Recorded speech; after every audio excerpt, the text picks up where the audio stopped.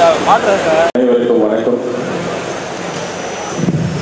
ஒரு மாமேதை புரட்சி தலைவர் மக்கள் திலகம் அவரோட 100ஆண்டு விழாவை இந்த அளவுக்கு பிரம்மாண்டமாக கொண்டாடுற ஐஸ்வரி கணேஷ் அவர்களுக்கு உலகெங்கும் இருக்கிற எம்ஜிஆர் அவர்களின் கோடிக்கணக்கான ரசிகர்கள் சார்பாக என்னோட நன்றியை தெரிவித்துக் கொள்கிறேன். ரொம்ப ரொம்ப நன்றி என்னை நடத்துறதுக்கு.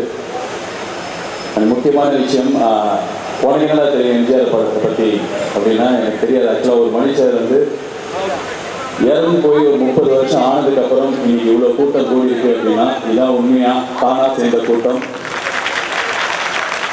அண்ட் இன்னைக்கு நாளில் எல்லாருமே சொல்லுவாங்க அவர் அடுத்த எம்ஜிஆர், இவர் எடுத்த எம்ஜிஆர், இவர் கருப்பு எம்ஜிஆர், இவர் நாளைய எம்ஜிஆர் அப்படின்னு சொல்லிட்டு. ஆனால் ஒரே ஒரு எம்ஜிஆர் தான்.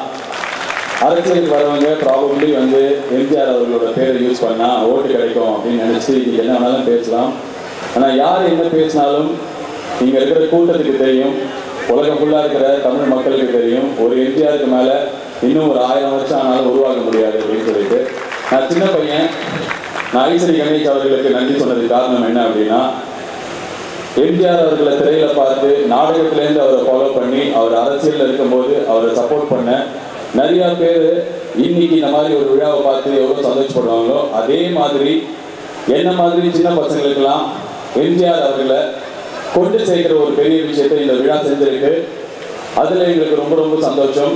அண்ட் முக்கியமான விஷயம், அரசியல் இருக்கிறவங்க நான் எம்ஜிஆர் ஆட்சி தருவேன், இல்லை நான் எம்ஜிஆர் மாதிரி பண்ணுவேன் அப்படிலாம் சொல்கிறதுக்கு அரசியல் வரும்போது சொல்லும்போது சாதாரண ஒரு சாமானிய மனுஷனா, ஒரு மிடில் கிளாஸ் பையனா, நான் எம்ஜிஆர் அவர்களோட வாழ்க்கையை பற்றி படித்த புக்கு, அவர் படங்களை பார்த்தது எனக்கு தெரிஞ்ச விஷயம் 2 விஷயம்.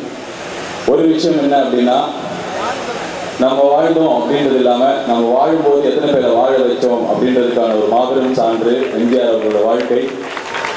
அவர் வாழும்போது எத்தனை பேரை அவர் வாழ வச்சிருக்கார் அப்படின்றதுக்கு இங்கே இருக்கிற மக்களே சாட்சி. அந்த 2வது விஷயம், நாம் மேலே போகும்போது கூட இருந்த எத்தனை பேரை மேலே கூட்டு போனோம் அப்படின்றது. அதுவும் இன்னைக்கு எம்ஜிஆர் அவர்கள் மூலயமா வாழ்ந்துட்டு இருக்கிற எண்ணற்ற பேர், அவங்க அரசியல் இருந்தாலும் சரி, வெளியில் இருந்தாலும் சரி, அவங்களோட வாழ்க்கை எல்லாமே சாட்சி. ஒரு சின்ன பையன் இந்த மாதிரி மேடையில் இவ்வளோ பெரிய தலைவரை பற்றி பேசுறதுக்கு ஒரு வாய்ப்பு கிடைச்சது எனக்கு ரொம்ப ரொம்ப சந்தோஷம். நன்றி, வணக்கம், தேங்க்யூ.